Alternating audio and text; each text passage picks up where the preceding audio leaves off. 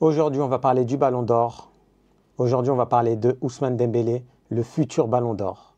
Alors après cette finale exceptionnelle du Paris Saint-Germain et un Dembélé exceptionnel aussi, même s'il n'a pas marqué, son agressivité, son pressing a fait extrêmement mal à l'Inter et je le ressens encore. Mais là, je vais vous dire pourquoi il mérite le Ballon d'Or. Parce qu'il y a énormément de choses qui font que Dembélé va sûrement être le Ballon d'Or qui va arriver en 2025. Alors pourquoi déjà? On commence par la Ligue 1. Même on va beaucoup plus loin. On commence par le Trophée des Champions.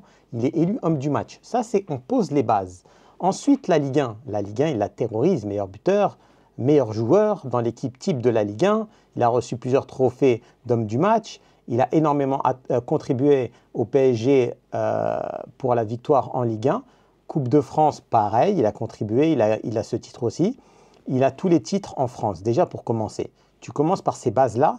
Et ensuite, tu as la Ligue des Champions, où ce Dembélé même, je crois, il marque 8 buts et il fait 6 passes D sur toute la compétition. Il est décisif contre Arsenal. Il fait un match extraordinaire contre l'Inter parce que le pressing qu'il fait, c'est la clé du match. Mais ça, personne ne le voit encore. C'est la clé du match. Et ensuite, il finit, quoi? Meilleur joueur de la Ligue des Champions. Et il est aussi dans l'équipe type. Donc là, il a une Ligue des Champions, une Ligue 1, beaucoup de trophées individuels, dont 2 trophées de meilleurs joueurs des 2 compétitions, Ligue 1 et Ligue des Champions. Ça fait déjà beaucoup, hein, pour commencer. Et ensuite c'est une plaque tournante de l'équipe du Paris Saint-Germain.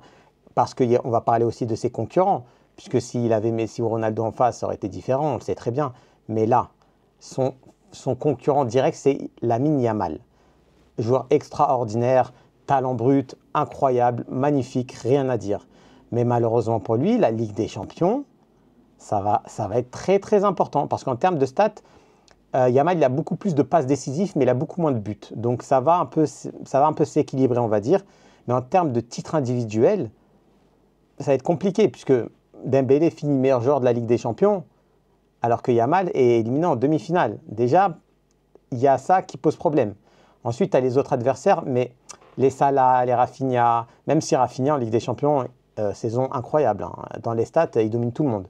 Mais Dembélé, il a ce truc. En plus, on sait très bien quand quelqu'un gagne la Ligue des Champions, c'est un atout. C'est un atout. Et c'est trop important, en fait, quand tu gagnes la Ligue des Champions. Donc, malheureusement pour Yamal, Dembélé, il a cette avance. Mais attention, il y a encore 2 titres à gagner cette année. Tu as la Ligue des Nations. D'ailleurs, l'Espagne et la France vont s'affronter jeudi ou vendredi, si je ne me trompe pas.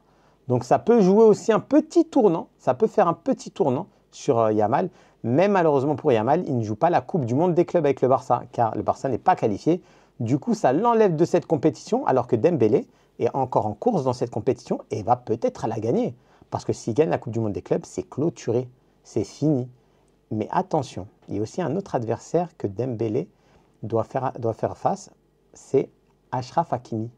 Achraf Hakimi, buteur en quart, en demi, en finale. Malheureusement, c'est un latéral, donc il ne va pas être amené à être surexposé dans les médias, etc. Et ça, c'est triste, je trouve. Parce qu'il fait une grosse saison et il mérite d'être dans le top 5, voire top 3. Je vous le dis très, très clairement. Et aussi, la Coupe du Monde des clubs, parce que les Espagnols parlent beaucoup de propagande Mbappé, comme quoi s'il gagne la Coupe du Monde des clubs, il est favori pour le Ballon d'Or. On est chez les fous, c'est comment? À un moment donné, tu gagnes aucun titre national. En plus, en Ligue des Champions, tu te fais détruire par Arsenal. En plus, ça rime. Mais bref. Et là, en gagnant la Coupe du Monde des clubs, tu penses être dans les favoris du Ballon d'Or. Tu fais une saison individuelle très bonne parce que tu marques beaucoup de buts, mais au final, tu n'es pas meilleur joueur de la Liga. Tu as dit Pichichi, meilleur buteur, mais ce n'est pas suffisant en fait. Tu n'as pas l'aura de Cristiano Ronaldo ou de Mbappé pour gagner un Ballon d'Or qu'avec des buts. Parce qu'ils avaient une aura, les médias, ils avaient tout pour eux. Donc ils pouvaient faire une saison blanche, gagner même peut-être un titre et après être meilleur buteur du championnat, ils auraient pu gagner le Ballon d'Or. Mais là, ce n'est pas pareil. Alors que Dembélé, il a tous les avantages et il y aura une propagande géante qui va être faite pour lui. Et ça, on le sait très bien. Et il va sûrement le prendre, le Ballon d'Or, à moins d'un cataclysme où le PSG se fait sortir très tôt en Coupe du Monde des clubs et derrière, tu as la Ligue des Nations, tu bégayes un petit peu et tu as un joueur qui est dans, on va dire, qui est dans la course, hein, du Ballon d'Or, comme par exemple peut-être un Mohamed Salah, hein, avec Liverpool. D'ailleurs, si Liverpool, il joue à la Coupe du Monde des clubs. Mais à moins d'un accident ou alors d'une carotte, c'est trophée individuel, c'est trophée collectif, c'est le fair play. Voilà, c'est tout ça les conditions pour gagner le Ballon d'Or. Et Dembélé coche toutes les cases. On ne va pas se mentir. Donc, en vrai, il n'y aura pas de surprise, je pense, comme Rodri Vinicius. Il n'y aura pas de duel vraiment serré, je pense, même si Yamal va sûrement finir deuxième du Ballon d'Or. Et Dembélé va sûrement finir premier du Ballon d'Or. Ça va être clair. Mais attention aux autres joueurs, faire très attention. En tout cas, les gars, j'espère que ça vous a plu. N'hésitez pas à me dire quel est votre favori pour le Ballon d'Or, déjà, pour commencer. Et ensuite, n'hésitez pas à like, commenter, comme d'habitude. Vous savez, vous connaissez la maison, la chanson. Et aussi pour me soutenir, parce que samedi, c'était dur. C'était très, très dur.